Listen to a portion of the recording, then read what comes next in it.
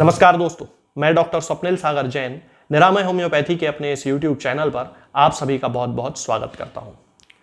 दोस्तों, हमारा जो हृदय होता है, हमारा जो दिल है, वो हमारे शरीर का सबसे वाइटल और सबसे इंपॉर्टेंट ऑर्गन है, क्योंकि हमारे हृदय से ही हमारे शरीर में पूरा खून का संचरण होता है, रक्त का परिसंचरण होता है, ब्लड का सर्कुलेशन होता है। तो इसलिए हमारा हृदय ठीक तरह से काम करता रहे, ये बहुत ज्यादा जरूरी है। कभी कभी कुछ परिस्थितियों के कारण हमारा हृदय ठीक तरह से काम नहीं कर पाता है। उस कंडीशन में कभी कभी हृदय की गति जो होती है वो तेज हो जाती है, यानी कि हमारी जो पल्स होती है, हमारी जो नाड़ी होती है, वो तेज चलने लगती है। कभी कभी 100 के ऊपर पहुंच जाती है, 120 तक पहुंच जाती है। और कभी कभी हृदय की गति कम हो जाती है, नाड़ी कम चलती है, पल्स स्लो रहती है, तो कभी कभी ये 60 से नीचे पहुंचने लगती है। तो जब तेज चलती है उस कंडीशन को टैकीकार्डिया कहते हैं, और जब स्लो चलती है तब उस कंडीशन को ब्रैडीकार्डिया कहते हैं। आज इस वीडियो में मैं आपसे बात करने वाला हूं कि हम ब्रैडीकार्डिया को किस तरह से ठीक कर सकते हैं। टैकीकार्डिया के बारे में मैं बात पिछले वीडियोस में कर चुका हूं, और अभी कुछ और वीडियोस हैं जिनमें मैं टैकीकार्डिया के बारे में बात करूंगा। आज मैं आपसे बात करने वाला हूं ब्रैडीकार्डिया के बारे में, यानी कि वो कंडीशन जिसमें व्यक्ति की जो नाड़ी होती है वो स्लो हो जाती है, पल्स जो होती है वो स्लो हो जाती है, हार्ट रेट जो होती है वो स्लो हो जाती है, धीमी पड़ जाती है। और उस कंडीशन में जबकि व्यक्ति की नाड़ी 60 से नीचे पहुंचने लगती है, तब उस कंडीशन को ब्रैडीकार्डिया कहा जाता है। तो ब्रैडीकार्डिया के केसेस को ठीक करने के लिए दोस्तों हम डिजिटैलिस का उपयोग करते हैं होम्योपैथी में। इसका पूरा नाम है डिजिटैलिस परप्यूरिया, सामान्यतः इसे डिजिटैलिस के नाम से ही जाना जाता है। तो आज मैं आपको डिजिटैलिस के बारे में बताऊंगा कि हमें किन परिस्थितियों में, किन लक्षणों में, किन सिम्टम्स में डिजिटैलिस का उपयोग करना चाहिए।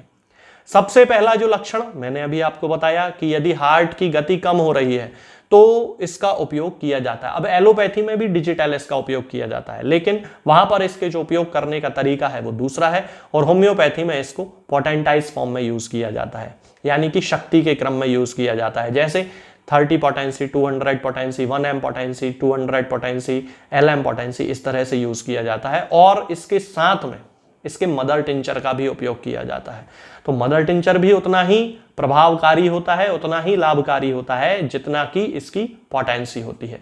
यदि हम इसके सिम्टम्स की बात करते हैं तो सबसे पहला सिम्टम, यदि किसी व्यक्ति की हृदय की गति कम हो रही है, यानी कि उसकी जो पल्स है वो कम हो रही है, उसका हृदय ठीक तरीके से काम नहीं कर रहा है, तब उस कंडीशन में उसका खून का संचरण सही ना हो पाने के कारण उसका शरीर नीला पड़ने लगता है।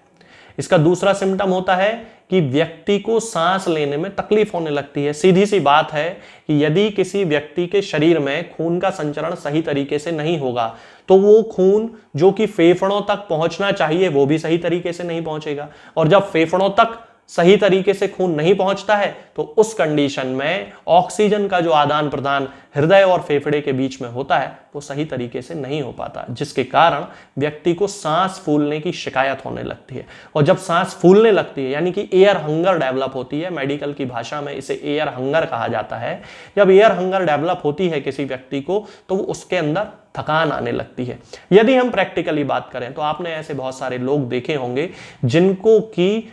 सामान उठाने के लिए यदि किसी ऊंचाई वाली जगह पे खड़ा होना पड़े, मान लीजिए स्टूल पे खड़े होकर कुछ सामान उठाना है, या फिर उन्हें सीढ़ियां चढ़ के कहीं ऊपर जाना है, या फिर कोई पर्वतारोही है, किसी ऐसी जगह पर उसे काम करना है किसी भी व्यक्ति को जहां की थोड़ा सा एलिवेशन हो, यानी कि सतह से वो जमीन थोड़ी सी ऊंचाई पे हो,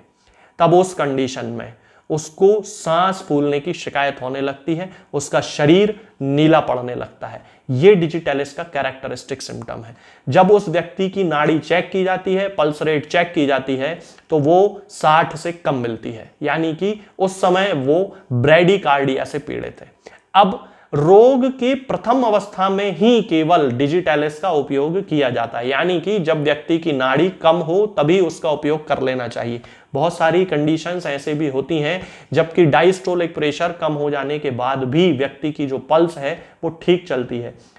बीमारी की शुरुआती अवस्था में ही केवल कम पल्स यानी कि ब्रैडीकार्डिया देखने को मिलता है, तब केवल उस कंडीशन में ही डिजिटैलिस का उपयोग किया जाना चाहिए। इसके साथ साथ डिजिटैलिस का जो पेशेंट होता है वो इतना कमजोर हो जाता है कि उसके हृदय की गति का प्रभाव उसके पूरे शरीर पर पड़ने लगता है, और एकदम यदि उसे कोई शोक की या किसी एक्साइटमेंट वाली ऐसी किसी घटना की न्यूज उसे मिलती है, ऐसा कोई समाचार उसे मिल जाता है, तो एकदम से उसे ऐसा लगता है कि उसके हृदय ने काम करना बंद कर दिया है। इस कंडीशन में यदि वो बिस्तर पर लेटा है और करवट बदलने की भी कोशिश करता है, तो एकदम से उसे ऐसा लगता है जैसे उसके शरीर में दिल की जो गति है वो बड़ी अनियंत्रित हो चुकी है और दिल सही तरीके से काम नहीं कर रहा है, ऐसा उसे महसूस होता है। तब उस कंडीशन में भी डिजिटैलिस परप्यूरिया का यूज किया जाता है। इसके साथ में प्रोस्टेट ग्लैंड में होने वाले एनलार्जमेंट यानी कि बेनाइन प्रोस्टेटिक हाइपरट्रॉफी या जिसे BPH कहा जाता है, बुजुर्गों में होने वाली वो समस्या जिसमें कि प्रोस्टेट ग्लैंड का जो आकार है वो बढ़ने लगता है और उसके कारण उन्हें मूत्र त्याग करने संबंधी विभिन्न प्रकार की बीमारियां होने लगती हैं। तब उस कंडीशन में यदि किसी पेशेंट को हार्ट की भी प्रॉब्लम है और उसके साथ में उसे प्रोस्टेट की भी प्रॉब्लम है, तो भी हम डिजिटैलिस का उपयोग कर सकते हैं। और यदि हार्ट की प्रॉब्लम नहीं है, केवल प्रोस्टेट संबंधी कोई समस्या ही है, यानी कि प्रोस्टेट में एनलार्जमेंट हो गया है, प्रोस्टेट ग्लैंड बड़ी हो गई है, तब भी उस कंडीशन में हम डिजिटैलिस का उपयोग बड़ी ही आसानी से कर सकते हैं। इसके साथ में दोस्तों डिजिटैलिस पीलिया की भी बहुत अच्छी दवा है। पीलिया यानी कि जॉन्डिस। अब जॉन्डिस होने के दो कारण होते हैं, एक तो लीवर से रिलेटेड होता है और एक हार्ट से रिलेटेड भी होता है। तो यदि किसी व्यक्ति की हृदय की गति कम हो रही है, यानी कि उसकी शरीर में उसके ब्रेडिकार्डिया डेवलप हो रहा है, हृदय की गति 60 से कम हो रही है, तब उस कंडीशन में यदि उसे सांस लेने में तकलीफ है, उसका शरीर एकदम से नीला पीला पड़ने लगता है, होंठ नीले पीले पड़ने लगते हैं और इसके साथ में उल्टी करने की इच्छा उसे होने लगती है, नौशिया जिसे कहा जाता है, तो समझ जाइए कि इस व्यक्ति के शरीर में यदि जॉन्डिस डेवलप हो रहा है तो केवल डिजिटैलिस परप्यूरिया ही उसकी एकमात्र दवा है जो उसके लीवर को भी ठीक करेगी, उसके पीलिया को भी खत्म करेगी और इसके साथ में उसकी हृदय की गति को भी पूर्णतः नियंत्रण में लेकर आ जाएगी। अब यदि हम डिजिटैलिस के सेंटर ऑफ एक्शन की बात करते हैं तो इन सारे सिम्टम्स को जानने के बाद हमें पता चलता है कि डिजिटैलिस हृदय संबंधी मामलों में सबसे अच्छी एक दवा मानी जाती है। अब हृदय से संबंधित किसी भी बीमारी में यदि शरीर में कोई भी लक्षण डेवलप हो रहा है, जैसा कि मैंने अभी आपको बताया है, सांस लेने में तकलीफ हो सकती है, सीढ़ी चढ़ने उतरने में उसे ऐसा लग सकता है कि सांस फूलने लगती है, अस्थमा जैसा एक अटैक उसे आने लगता है,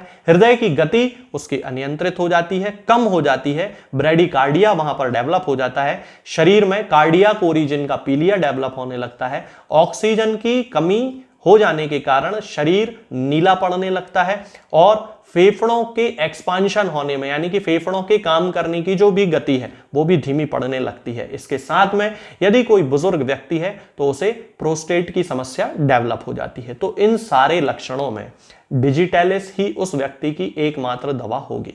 यदि हम इस डिजिटैलिस परप्यूरिया की पोटेंसी की बात करते हैं कि हमें किस पोटेंसी में इसका उपयोग करना चाहिए, तो सामान्यतः डिजिटैलिस की मदर टिंचर का भी यूज किया जाता है, 6 potency, 30 potency, 200 potency, 1M potency का भी यूज किया जाता है। लक्षणों की तीव्रता और उनकी क्रॉनिसिटी, यानी कि लक्षण कितने पुराने हैं, इसके आधार पर यह निर्धारित किया जाता है कि व्यक्ति को मदर टिंचर देना है या पोटेंसी देना है। अब यदि किसी व्यक्ति को केवल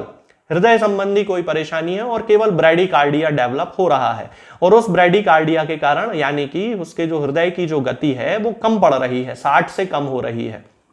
तो फिर उस कंडीशन में डिजिटैलिस के मदर टिंचर की 4-4 बूंद सुबह शाम आधे कप या 1 कप पानी में मिलाकर कुछ दिन देने से ही उसका हृदय वापस अपने नॉर्मल फंक्शन पे आ जाता है, यानी कि पूर्णतः सही तरीके से काम करने लगता है और उसकी जो ब्रेडिकार्डिया संबंधित परेशानी है, हृदय की गति कम होने संबंधी जो परेशानी है वो ठीक हो जाती है।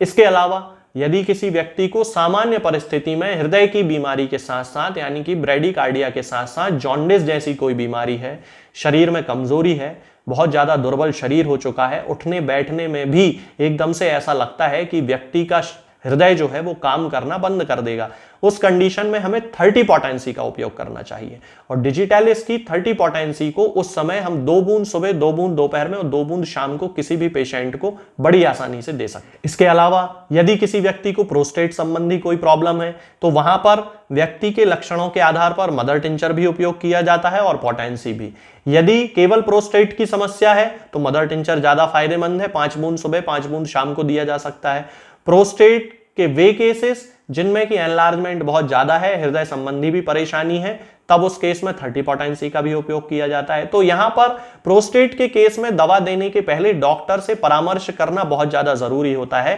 क्योंकि पोटेंसी का निर्धारण व्यक्ति की ओवरऑल शारीरिक कंडीशन को देखने के बाद ही किया जा सकता है। तो ये जो दवा है डिजिटैलिस परप्यूरिया, ये आपको किसी भी होम्योपैथिक मेडिकल स्टोर पर मिल जाएगी, ऑनलाइन भी आप इसे मंगा सकते हैं। मैं ना किसी व्यक्ति को कोई दवा बेचता हूं और ना भेजता हूं, ये मैं आजकल आपको हर वीडियो में बताने लगा हूं ताकि आप लोग परेशान ना हो, व्हाट्सएप पे मैसेज ना करें दवा संबंधी। तो आप डिजिटैलिस का उपयोग जो सिम्टम मैंने आपको बताए हैं उनमें बड़ी आसानी से कर सकते हैं। आज के इस वीडियो में फिलहाल इतना ही। आगे के वीडियोस में मैं आपसे बात करूंगा कुछ नई बीमारियों के बारे में और उनकी होम्योपैथिक दवाओं के बारे में। तब तक के लिए जय हिंद, जय भारत। दोस्तों, होम्योपैथिक दवाओं को खाने का सबसे अच्छा तरीका होता है कि हम हमेशा खाली पेट इन दवाओं को खाएं। जिन दवाओं को दिन में केवल एक बार खाना है, उन्हें सुबह खाली पेट खा लेना चाहिए, मुंह में अच्छे से कुल्ला करके, गार्गल्स करके मुंह को साफ कर लेना चाहिए और उसके बाद हमें होम्योपैथिक दवाई खा लेना चाहिए। जिन दवाओं को दिन में 2 बार या 3 बार या 4 बार खाना होता है, उन दवाओं को खाली पेट खाने का मतलब होता है कि हम उन दवाओं को खाने के लगभग आधे घंटे पहले या फिर 2 से ढाई घंटे बाद ही खाएं। और उस स्थिति में भी हमारे मुंह में किसी भी वस्तु का, किसी भी चीज का स्वाद नहीं होना चाहिए, ना ही हमारे मुंह में किसी भी चीज की गंध होना चाहिए, जिससे कि ये होम्योपैथिक दवाएं हमारे शरीर पर बहुत अच्छे तरीके से काम कर सकती हैं।